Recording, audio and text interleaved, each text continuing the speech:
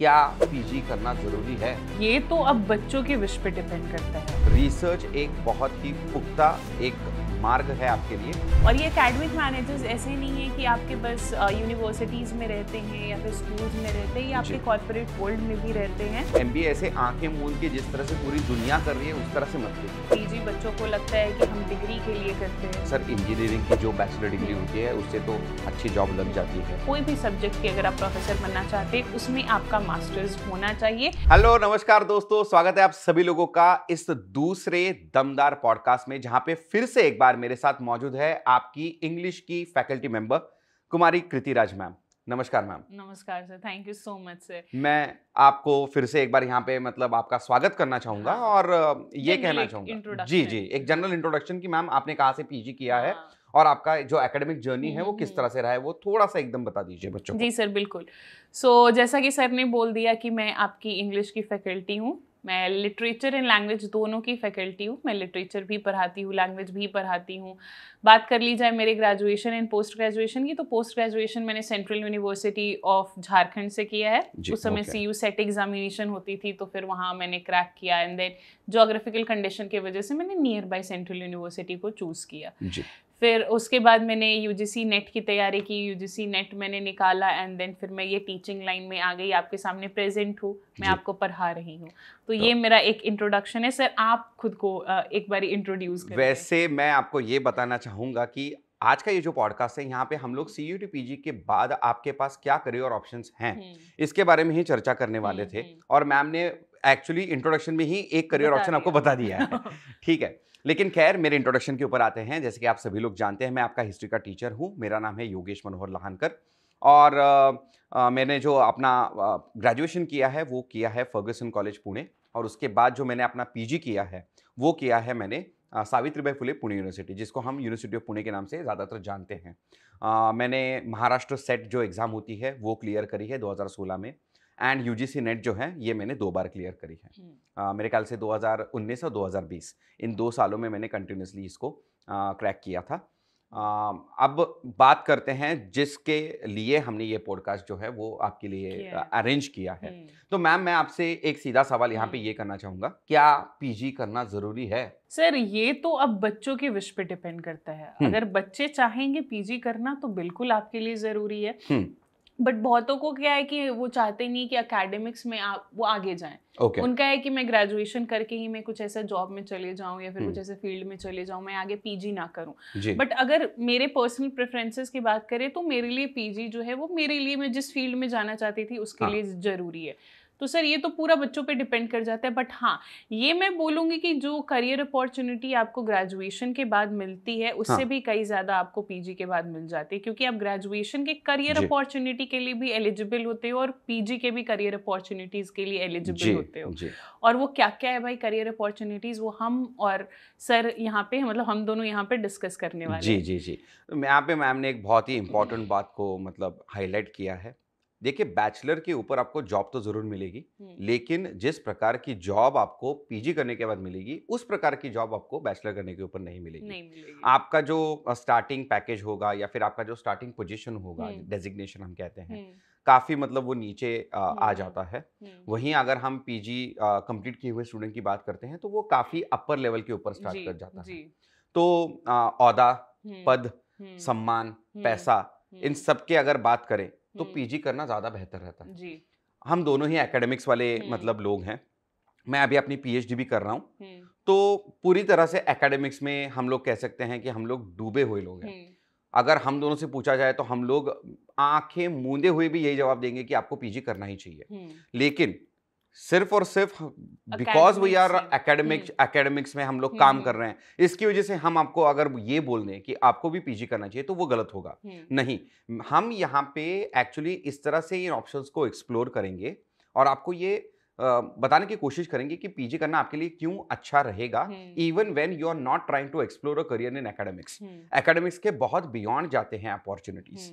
ठीक है, तो चलिए इस पूरे के पूरे पॉडकास्ट को हम लोग अब यहाँ से प्रॉपर फॉर्मली किक ऑफ करते हैं। हम्म, तो पहला सवाल मेरा मैम आपसे ये रहेगा जी, कि आप अभी लैंग्वेज की टीचर हैं, hmm, English language and English hmm, literature आप पढ़ाती हैं, हम्म, तो इस पर्टिकुलर सब्जेक्ट्स के स्पेसिफिक हम्म, कुछ अगर करियर ऑप्शंस हो तो हम्म। उसके ऊपर थोड़ी सी चर्चा करें।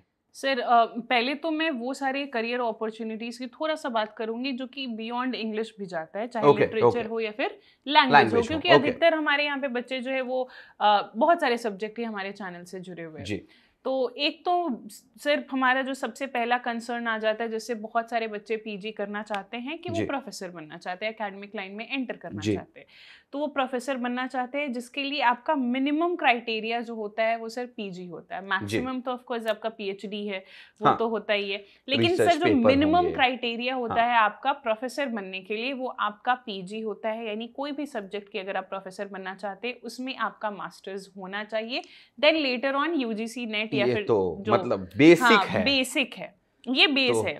तो फिर से एक प्लेटफॉर्म है ये बार जहाँ पे आपने खड़ा होना है जी, आगे की जी, जी। जर्नी में। तो फिर से एक बार चूँकि एकेडमिक्स से हैं दोनों हम्म, ही, पहली एकेडमिक्स की बात ही कर रही हैं हम्म, मैम, तो कहीं पे भी ऐसा नहीं है कि सिर्फ़ असिस्टेंट प्रोफ़ेसर हम्म, बनने के लिए, कोई हम्म, भी अगर आप टीचिंग करियर चुन रहे हो, जी, भले ही आप बाद में मैं तो यहाँ तक कहूँगा कि भले ही हम्म, आप अर्ली चाइल्डहुड एजुकेशन में जाएँगे, हम्म, बाद में अर्ली चाइल्डहुड मैं बोल रहा हूँ, प्राइमरी से भी नीचे वाला होता है।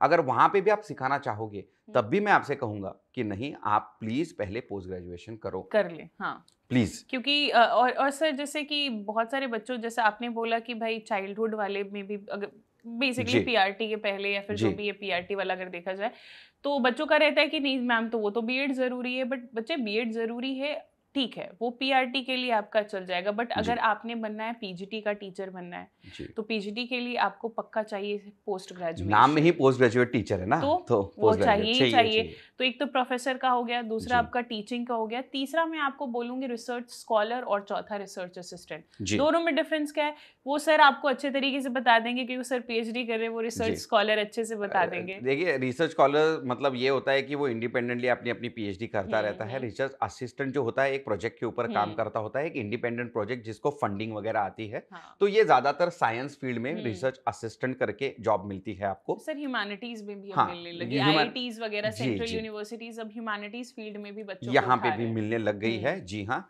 लेकिन हम लोग ये ज़रूर मानते हैं कि ज़्यादा अपॉर्च्युनिटीज़ अभी के लिए हम्म, साइंस या फिर टेक्निकल बैकग्राउंड हम्म, के बच्चों के लिए हैं हम्म, रिसर्च असिस्टेंट में। हम्म, रिसर्च स्कॉलर तो ख़ैर आप सारे सब्जेक्ट में बन सारे सकते हो, सब्जेक्ट्स में बन जहाँ पे सकते हैं। आपको स्टाइपेंड मिलता है for pursuing PhD from hmm, university. Hmm, her university के लिए हम्म, अलग-अलग होता है। हम्म, रिसर्च एक बहुत ही पुख्ता एक मार्ग है आपके लिए, हम्म, जहाँ से आप फिर से टीचिंग में डिविएट हो हुँ, सकते हो। हुँ, अगर आपका रिसर्च अच्छा है, तो हुँ, आप अच्छे टीचर बनोगे। हुँ। सर ने बोला कि आपके स्पेसिफाइड सब्जेक्ट की, तो एक सर जी, हमारा जो है, मैं अपने स्पेसिफाइड का तो नहीं बोलूँगी, हिस्ट्री, पॉलिटिकल साइंस के भी जो फील्ड के बच्चे होते हैं, अगर वो जी। उनकी ग्रेजुएशन, पोस्ट ग्रेजुएशन होती है इन सारे सब्जेक्ट में, तो उनके लिए ना एक जर्नलिज्म वाला रास्ता बहुत ही बहुत ईज़ी पड़ बढ़िया, जाता जी। है। क्योंकि बहुत सारे, मैं न्यूज़ चैनल का ही नहीं बोलूँगी, बहुत सारे वेबसाइट जो कि कंटेंट राइटर्स को भी ढूँढते हैं। जी, वो खोजते हैं कि भाई हमें मास्टर्स वाले चाहिए। मास्टर्स या तो आपका इंग्लिश में होना चाहिए, अगर उन्हें इंग्लिश एंकर चाहिए या फिर इंग्लिश कंटेंट राइटर चाहिए, या फिर आपका मास्टर्स जो है वो पॉलिटिकल साइंस में होना चाहिए, जी। हिस्ट्री में होना चाहिए, ताकि ये सारे बच्चों को जो है वो हिस्ट्री एंड करंट अफेयर्स की नॉलेज हो, जानकारी रहे, हाँ, काफ़ी जी, वोकल रहे। सेम आपका डिफरेंट लैंग्वेज में भी होता है, जैसे हिंदी लैंग्वेज में हो गया या फिर जो भी रीजनल लैंग्वेज हो गए आपके, उस लैंग्वेज में भी वो रिक्वायर करते हैं कि, मतलब लीस्ट रिक्वायरमेंट उनकी यही रहती है कि भाई आपका रहना चाहिए पीजी, उस स्पेसिफाइड सब्जेक्ट में रहना जी, जी, चाहिए। जी। तो जर्नलिज़्म का एक बहुत ही बढ़िया जो हुँ, ये है करियर अपॉर्च्युनिटी हुँ, मैम ने हुँ, बोला। हुँ, इसके अलावा अगर हिस्ट्री की अगर हम बात करें, हुँ, तो कुछ करियर ऑप्शंस जो हैं, हुँ, हिस्ट्री के लिए काफ़ी ज़्यादा मतलब ये है सेग्रीगेटेड हुँ, हैं। हुँ, फॉर एग्ज़ाम्पल अगर आपको म्यूज़ियम में क्यूरेटर बनना है, हुँ, आर्कियोलॉजिस्ट बनना है, जी, तो क्या करना होता है आपको बैचलर जो है वहाँ पे मेजर हिस्ट्री रखनी है, हुँ, सब्जेक्ट आपका। उसके हुँ, बाद आपको पीजी करनी है हिस्ट्री में, हुँ, हुँ, तो वहाँ पे सीयूईटी पीजी आपको लिखनी पड़ेगी हुँ, और किसी एक यूनिवर्सिटी से आपको पीजी हुँ, कंप्लीट करना पड़ेगा। हुँ, और उसके बाद बहुत बार आपको 1 या 2 साल के दूसरे हुँ, कोर्सेज़ होते हैं। Obviously these are sponsored by the government of India. हुँ, आपको थोड़े से ये जो कोर्सेज़ के बारे में हुँ, यहाँ-वहाँ रिसर्च करना पड़ेगा। जी, तो उसके बाद आप म्यूज़ियम क्यूरेटर, हुँ, आर्कियोलॉजिस्ट ये भी बन सकते हैं। हुँ, तो इसके अलावा एक और बात मैं यहाँ पे ऐड ऑन करना चाहूँगा, एसएससी जो होती है अपनी स्टाफ सिलेक्शन कमीशन, वहाँ पे कुछ ऐसे आर्कियोलॉजिकल डिपार्टमेंट की पोजीशंस आती हैं जहाँ पे सिर्फ और सिर्फ एमए हिस्ट्री जो ये किए हैं कैंडिडेट्स, उन्हीं को एक्चुअली वो एंट्रेंस एग्जाम लिखने के लिए अलाउ किया जाता है। जी सर, यहाँ से मैं एक जैसा आपने एसएससी गवर्नमेंट एग्जामिनेशन का बात किया, तो वहाँ से मैं एक और चीज उठाऊंगी। बहुत सारे गवर्नमेंट एग्जामिनेशंस होते हैं जहाँ पे उनका अगेन रिक्वायरमेंट होता है कि आपका मास्टर्स होना चाहिए। राइट। जैसे कि फॉर एग्जांपल मैं अगर बात कर लूँ तो ट्रांसलेटर की एक जॉब होती है, बहुत ही अच्छी सैलरी भी होती है, अच्छा पोजीशन भी होता है। तो ट्रांसलेटर की जॉब में क्या होता है, क्योंकि ट्रांसलेटर है आप, तो आपका उस पर्टिकुलर जिस भी पर्टिकुलर लैंग्वेज की ट्रांसलेटर के लिए आप अप्लाई कर रहे हो, गवर्नमेंट जॉब की मैं बात कर रही हूँ, प्राइवेट में भी ये बहुत सारे ऑप्शंस है जहाँ पे वो बोलते हैं कि मास्टर्स आपका इस लैंग्वेज में होना चाहिए एंड पीजीडीटी डिग्री भी, यानी post graduate diploma in translation भी उन्हें चाहिए होता है। एंड साथ ही साथ लीस्ट कैटेगरी में उन्हें जो है वो मास्टर्स चाहिए कि ये मास्टर्स हमें करके दिखाओ इस लैंग्वेज में, then only you are eligible to fill this form और to give the examination of this particular. यहाँ पे एक मतलब सोने पे सुहागा तब हो जाता है जब आपको किसी एक लैंग्वेज में इतनी महारत हासिल हो और ऊपर से आप कोई फॉरेन लैंग्वेज भी सीख लेते हो और फिर ट्रांसलेटर का काम करते हो। तो अगर फर्ज कीजिए आपने एमए इन इंग्लिश लिटरेचर कर लिया, आपकी इंग्लिश लैंग्वेज के ऊपर अब पकड़ बहुत अच्छी है, उसके साथ आपने फ्रेंच या स्पेनिश सीख ली, बाप रे बाप, इतने बढ़िया पोजीशंस आपके लिए अवेलेबल हैं। वही ना, और वही कॉर्पोरेट जी, और not just about national, international मतलब बहुत सारे ऐसे कंपनीज हैं जहाँ पे आज इस तरह के ट्रांसलेटर्स की पोजीशन जो है वो मतलब खाली पड़ी रहती है।